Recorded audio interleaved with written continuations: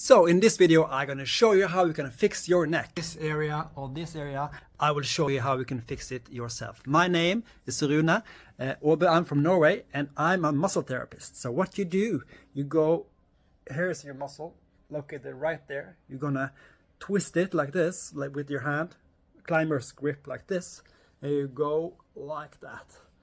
Go behind the muscle like this, get a pull, get a hold, and you push in and you pull down like that.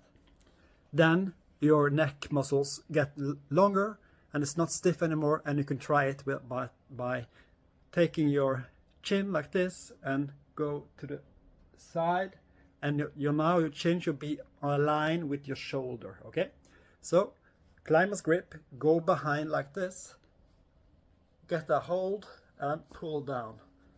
Could be a little bit painful by doing this, but that will drain the lymphatic system. We have a lot of lymph nodes located here. You can see here a lot of lymph nodes, and we drain that. The levator scapula is too short, so by pulling it like this, it will be longer, and circulation to your jaw, to your neck, to your shoulder blade will be better. Try that. My name is Rune Åbe. I try to teach you to get pain-free. So be a pain fighter and subscribe to learn more. Thank you.